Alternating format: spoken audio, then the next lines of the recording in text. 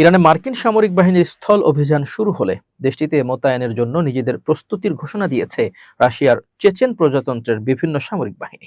মঙ্গলবার 31 মার্চ ইরানের রাষ্ট্রায়ত্ত সংবাদ মাধ্যম প্রেস টিভির এক প্রতিবেদনে এই তথ্য জানানো হয়েছে।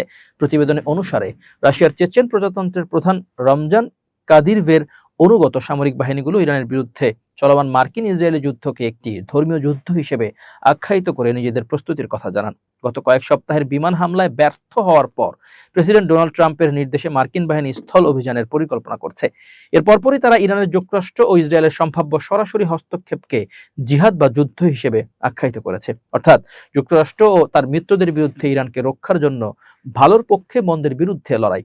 প্রসঙ্গত, গত 28 ফেব্রুয়ারি এই যুদ্ধের সূচনা হয়, যখন তেহরান ও ওয়াশিংটনের মধ্যে পরোক্ষ পারমাণবিক আলোচনা চলছিল। ওই সময় ইসলামী বিপ্লবের নেতা আয়াতুল্লাহ আলী খামেনি কয়েকজন শীর্ষ কমান্ডার হত্যার ঘটনা ঘটে।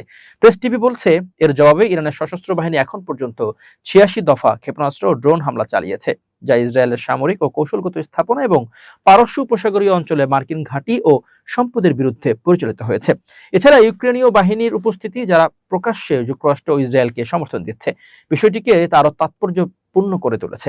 তাদের এই সম্পৃক্ততা রাশিয়ার জন্য একটি সতর্ক বার্তা হিসেবে দেখা হচ্ছে, যা ইঙ্গিত দেয় যে এই যুদ্ধে বিস্তৃত প্রভাব মস্কো ও কিয়েভের দীর্ঘস্থায়ী সংঘাতের পক্ষে বা